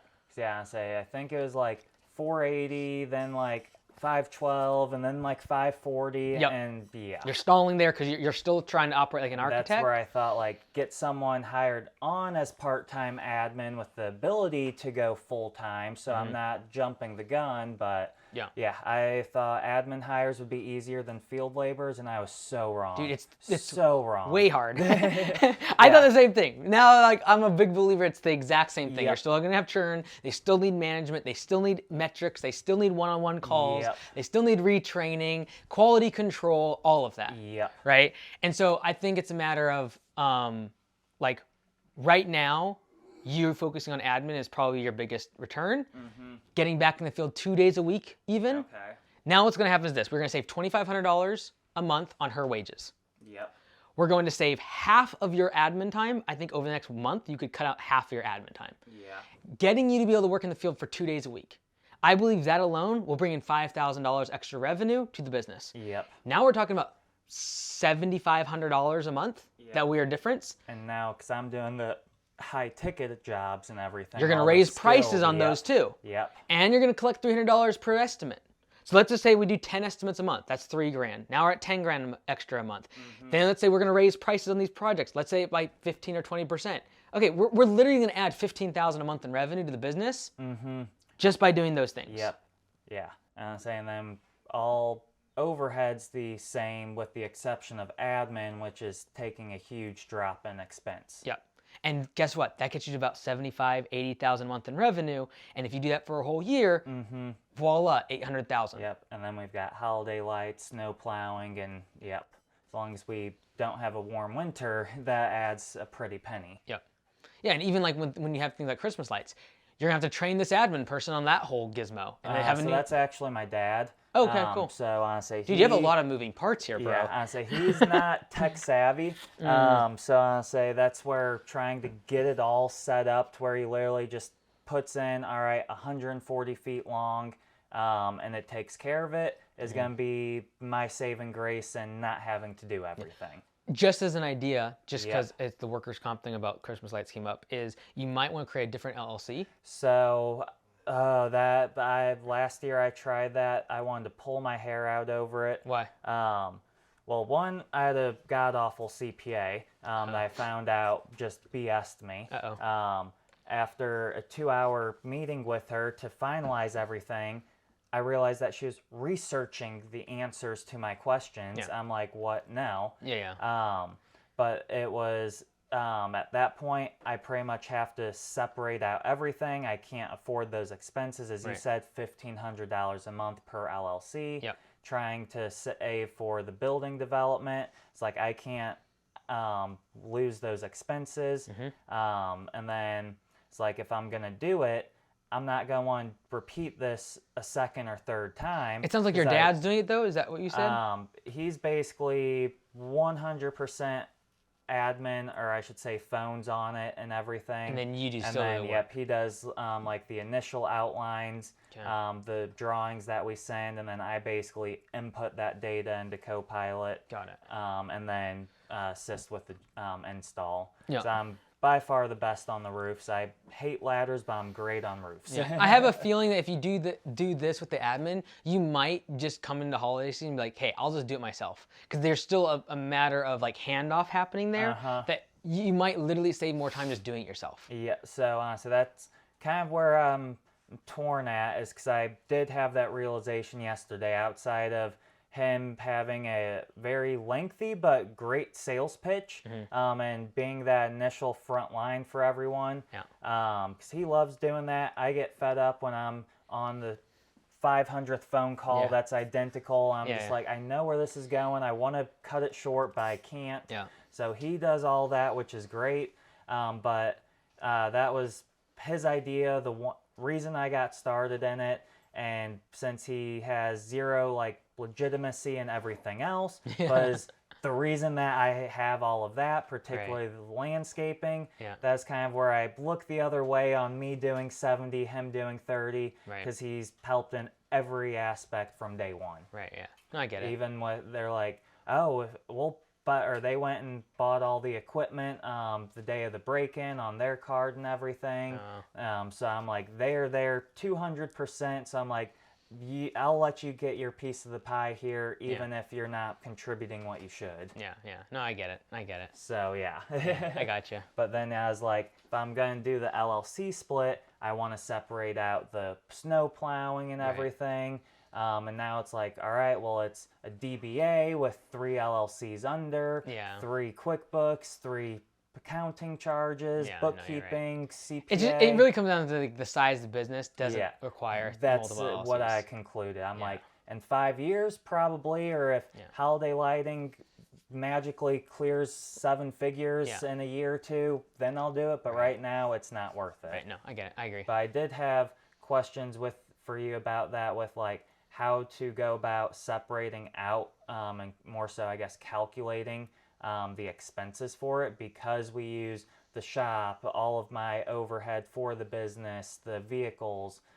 If you since were to do it's- multiple LLCs, well, just like right now, with the holiday lighting being small and everything, just like the best approach to track, separate, so I can get some would form only of internal. I would only gauge as to separate what our it out profit is and for everything. Christmas light. I would just, unless you separate LLCs, I keep it all in the same books. Like it's like, hey, this is our overhead for the business. Yeah, We for just- record keeping, or taxes, yes, but for our internal sake, being that technically is a partnership with profits, even though that we're not considering that for years down the road, with that being his piece, Oh, I see what you're we saying. want to be able to gauge. Oh, I see. where You want to that- give him a yes. piece of the profits from holiday lighting. Yeah. I'd probably give him a cut of commission. Oh, commission? Yeah. Okay, versus profits. Yeah. Otherwise, then you get all sorts of murky around rent, That's shop what I've space. tried, and I'm like, all right, calculate. I'm Yeah, like, no, wait, hold on. Yeah, no. I just paid 20 grand in equipment insurance, Yeah. all the software. I'm like, this just got a whole Yeah, lot commission or messier. cost per lead, something like that would work. Okay. Yeah. That's a good idea. Yeah. And then whenever he collects, he can get a piece of the collection. Yeah. I like Because that. the only thing he can actually affect too. He Yeah. can't affect whether or not the installation went well or anything like that. Yep. So He's done a couple installs, but being 45, his vertigo is increasing yearly. yeah, no, I get you. I get you. So yeah. Anything else I can help with before I bounce? I know they'll want to do interviews, and we'll probably go out to a job site, get some cool Yeah. footage and things. But Let me see my question. oh, here. bro, let's go. Yep, hierarchy. Did you say he overthinks things? This was sitting here waiting on my haircut yesterday. Your I had 20 haircut. minutes. I'm like, That's hilarious. yeah, let's start looking at this. So yeah, prioritization. So yeah, that's pretty much all addressed.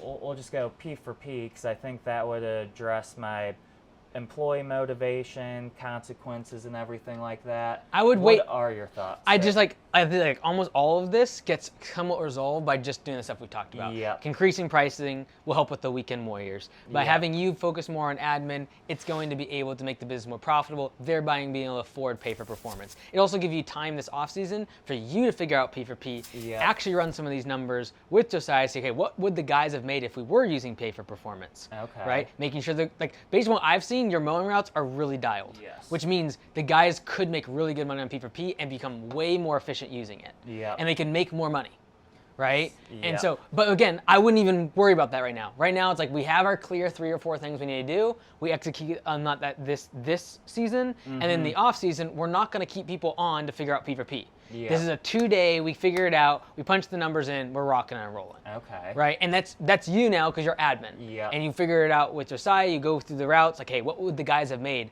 Who is our top performer? What would they have made? And then when you pitch it to your guys come next spring, it's like, hey, last year you would have made an extra like $4,000 if we were using pay for performance. Okay. Right. So, yeah, so I made a bonus system that kind of replicated those key qualities. And you but- could even do kind of a hybrid now using efficiency score.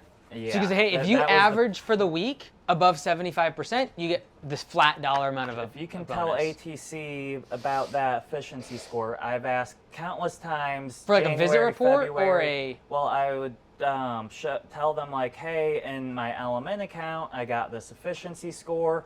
Not Oh, that's all entirely through sure. P4P and it syncs with Copilot.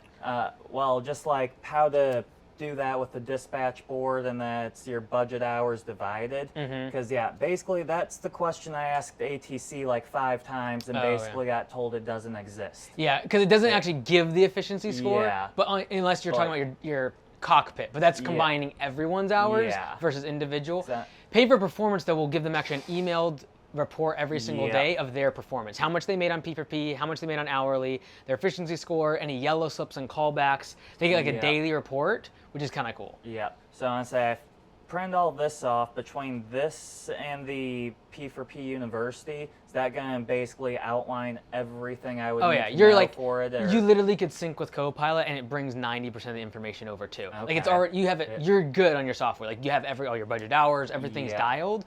So you literally sync it. They'd clock in and out of P4P and it'd create time cards And all for that you. was built with Christian through simple growth based on all of last year's records. Yeah, no, it's really good. So- You have your software like done well, where you just sync with P4P Yep. and pull all the information over, and then the guys can see actually when they log in the morning, they see all their route on P4P and how much money they can earn. So as they Okay. complete jobs live, they see how much money they're making, and it Yeah. updates how much they're making per hour. Okay. So to them, it's like a competition. Like, oh man, if I can get this one done, Yeah. I'll make an extra more. And like they'll never stop. Like the last 2 jobs, and like, oh, we're done for the day. They will not do that because they can see that's where they make all their P4P dollars. Yep. Those last couple If jobs. it takes an hour to do the last 2 versus 30 minutes, that's the difference of a big bonus pay versus Yeah. Be more concerned about quality. So that's when P4P Yellow slips, they or- have yellow slips where they can lose all their bonus. Right. So if they have to go back to a job site because they forget the backyard or forget, they're going back. Guess what? There's no revenue being produced. Right. That So was they my make no equivalent money. in the bonus system was trying to replicate yellow slips. Yeah, and so then what you do, for example, if you're doing a hybrid like this year, you could do the efficiency score thing, but then that goes away if they have a callback. Okay. If there's one callback your whole week, this big, I'd make it pretty juicy because Yep. that's pretty tough to do 40, 50 lines. I kind of made something like that when I sent it to you. Yeah. Like, Yeah, it's like, hey, if you hit efficiency of this at least every single day, or for the whole week, however you guys want to do it, and then you don't get a callback, you get this bonus.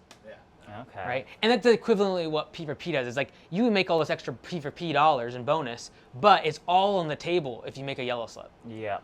And if you make a damage case, all that money can be gone. Okay. So let's say that like a window does get broken. Is that just for that week, or does like a big damage carry over for like a month or something? I don't or carry them over does because that I don't want them vary? dragging their feet for the rest of the team. Yep. So I say, hey, it's going to hit you on one paycheck. So if they have Okay. $500 and it's a $3,000 repair, I'm just taking the $500. Okay. Right. I don't want them to be dragging their feet for the next 6 weeks knowing they're not going to make any pay for Yep. performance. And no one wants to work with them because they're dragging their feet versus everyone's busting tail. Yep. Right? Okay, that makes sense. And So- then when you start getting multiple crews, that's where the competition or gamification kind of comes into play and Yep. really. Because in it's the P4P app, extra it actually kicker. ranks them all. So, Yep. and what's cool about that is someone who's new can see like, oh man, so-and-so made $28 an hour last week. Let's Mm-hmm. go. I can actually get there. Like, oh, I'm gonna watch what they do. Yep. Yeah. Right? And then you guess what? You never have someone ask you for a raise. Yep. Yep. Because if they ask you for a raise, you're like, oh, well, actually, here, let's pull this up. Yeah, Josiah, he made X amount last week. Here's why. He does this, this, and this. He doesn't stop. He packs a lunch. He's here early to make sure his blades are sharp, and he's out the door in 5 minutes. Like, Yep. you can just tell them, hey, here's how you make more money. Oh, you want to make more money? Great. Here's how to do it. That makes Look at these other sense. people making more money instead of what you're doing. Stopping 20 times for a smoke break, Yep. 4 times for lunch, a 3-hour little Filling up siesta. end of day so they can show up and go. All of that rather- stuff. Yep. Right? So like since the day I instituted paid for performance at our first shop, not one time I've been asked for a raise. Whereas like the month leading up to instituting paid for performance, I was asked 3 times, knowing I had no believe it, money. Yeah. Yeah. other question with that would be, being that all of our equipment was repurchased, how would you recommend ensuring just care about it? Because I know If they with break all it the out of older- negligence, it's out of their out of their Okay, bonus. perfect. So that's perfectly in line with what I had said, but yeah, I was curious how you did it. Yeah, and if you're doing the hybrid this year, I'd just say, like, look, it's part of yellow slips or any damaged equipment, you don't get the bonus. Okay. Right? So I'd probably say, if you're doing the hybrid, I'd probably say, hey, every day needs to be above 60%. Like, keep it a little bit lower, because if you there's going to be a day where there's just bad weather, etc., or a bad route, and it's just not their fault. I'd say, hey, you got to be above 60% every single day. If you miss one, you're out. And you got to have no callbacks and no damaged equipment. Okay. That'd be like the basic, Baseline, right? yep. What's nice about P4P is it gets more specific. So it's like, oh, well, they only damaged a $30 piece of equipment. That will come off of their $400 bonus. Okay. Right? Instead of being like, well, do you lose the whole, $400 bonus because of one little mistake? They drove over a shovel. Yep. Yeah. That's why it was nice about P4P. It's a full system. Okay. Right? Yep. Depending on what kind of damage. Where is one thing, but negligence. Yeah, is negligence is the only thing, completely- right? And then inside P4P, you can also do like project management bonuses. So for example, if you have a higher skilled person, you can give a per budget hour bonus to the project manager. So that way it's like, okay, well, there's a group of 3 people, they all did a project and they crushed it. Well, really one of them was the one planning the project, talking to the customer, they have the most experience. So you can still give them a project management bonus inside P4P too, so. But I would wait until that. Like, this is so much more low-hanging fruit, in my opinion. I think my other main thing is financials, which I figured this would be followed up with my accountant, but kind of big picture, want to know like how to allocate everything. One, just kind of recovering from where we're at now, but then how to determine, like, do you say for profit sharing after X amount in the account, everything else is considered profit? How do you calculate that threshold amount? And then like allocating percentages towards repairs and damages, overhead, how far to book out that account, saving for new equipment, in my case, shop development and building. I know the account's going to be best for nitpicking the numbers, but big picture, how should I best go about creating that, I guess, split? Yeah, if you're trying to do like profit sharing, the easiest way I like to do it is do it based on distributions. And so that is like over a certain amount of dollars in the bank is going to be split to profit sharing. So for example, if like, hey, I'm going to give 10% to the crew, 10% to management down the road. You'd say, okay, at the end of the Q1, we're going to take the last 3 months of revenue and average that out. Let's say it was $40,000, $50,000, and $60,000 for January, February, March. Great. The average is $50,000, which means anything above $50,000 in the bank is going to be considered distributable cash. Okay. The reason I like using that is because as the business grows, that number will go up because you'll need more working capital, right? So now next year it's going to be $70,000, $80,000, and $90,000 for those 3 months, and now it's anything above $80,000, the average of the past 3 months, that is considered distributable cash. So let's say there's $95,000 in the bank. The average of the past 3 months has been $80,000 in revenue. That would mean that there's $15,000 of distributable cash. Okay. And if you're doing that model, you'd give, hey, $1,500, 10%, going to the crew. $1,500 going to the management for that profit model split. Okay. So then trying to get to that point now, because I do want to build up, I guess, a nest for trying, like, I guess, all the expenses for 6 months, the, what's that?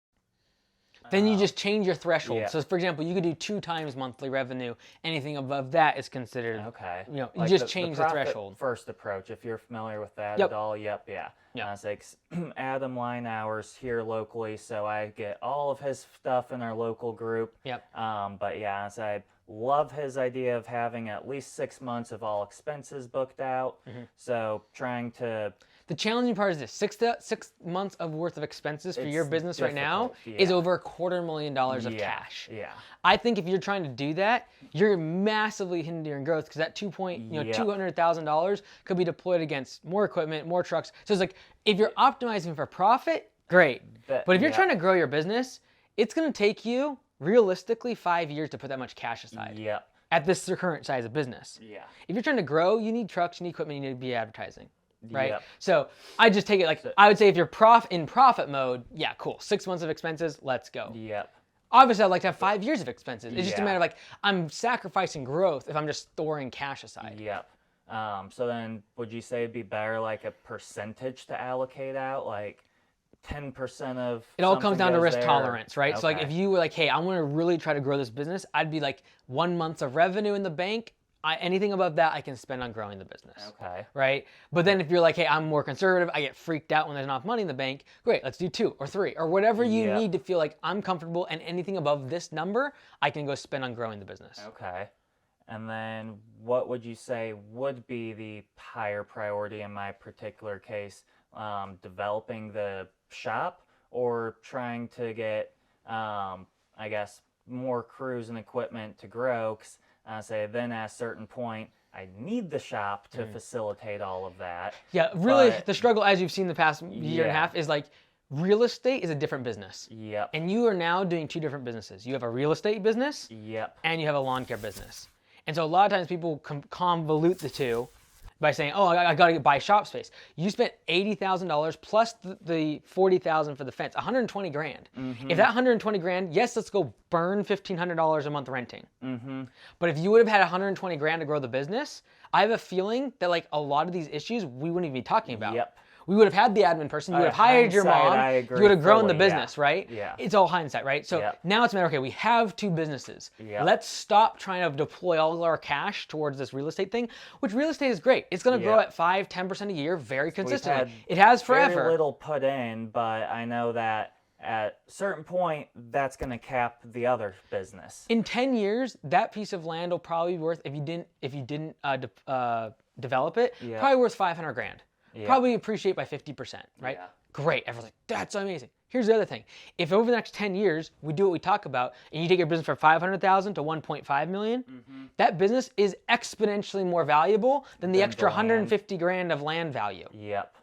right? And so I think figure out the business first, and then your defensive measure is the real estate play. Okay. Right, we kind of got it backwards too early. Yep. Like again, your architect brain kicked in. You're like, I'm gonna build this shop and buy this land. A lot of it was the young age, having the cash. Totally fine. And I'm like, all right, I'm in a position I can buy something. Let's Right. go with it. I did all my, checked all my ducks beforehand, and then Yeah. I got screwed. Yeah. And then, yeah.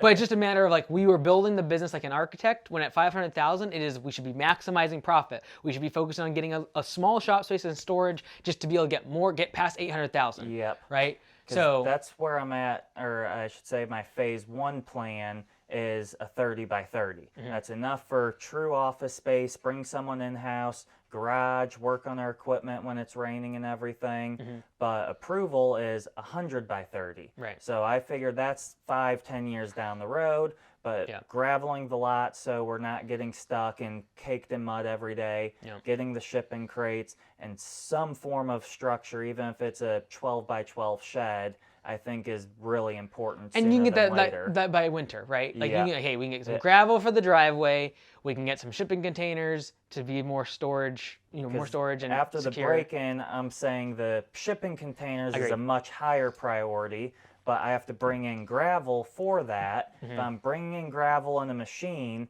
I'm out $1,000+ so I might as well bring in a little more gravel to Yeah, but cover or our just like working areas. like Kind of my thought. even if you say hey, a dump truck can come in here and spread the gravel by just driving, and then we can kind of touch it up a little bit. Well, what do you say? Today is the first day in like a month. Oh, I could that- tell you weren't getting stuck. Yeah, I Yes, could tell. yeah. I could tell. So it's like you bring in a semi with, I don't even know, they carry 40 yards at 2,200 pounds. Yeah. They're not able to spread or anything. But if we can bring them in like in August when it's bone dry yeah. and get it spread at 2-3 inches thick before winter, that I'd rather have it just like I just want to spend as little as possible of our cash on that. Yeah. I want our cash But- spent on growing the business that will be able to afford the nicer shop, etc. Now it's like let's focus back on the lawn care business instead of like the real estate business. Yeah. It's like so getting one shipping crate is my top priority just for security. That's the only thing that I know I'm not going to be. Like just your fence alone is the equivalent of like 2 years worth of rent. Yeah. Yep. So that's why it's like if we would have just spent the 2 years of rent, in 2 years, we would have been able to spend 120 grand of cash on growing the business. And in 2 years, we have $1 million business to go develop the land. Yep. So it's just a little bit of a, chicken and egg situation. Yep. We got the egg already. The long run, I'm doing good. Let's In the go focus short on the run, chicken. Yes. So, cool. Yep. You're going to make it, dude. You got a great team member too. Yep, absolutely.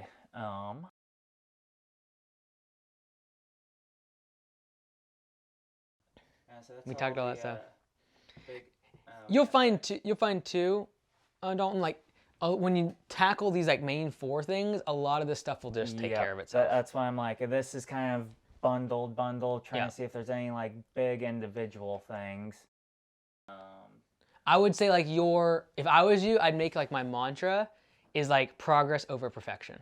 Okay. Like just making progress is more important than perfecting it. Yeah. Because I have a feeling because you overthink things, Yep. it needs to be perfect. Yep. Versus let's just make progress. Like when I leave here, you're gonna be like, okay, so let me like dial in. You're gonna I don't want you to spend a whole week trying to figure out phone call stuff. Right? It's like, will Grasshopper be better than Ring Central? And Ring Central, like, there's 1,000 options. It doesn't matter.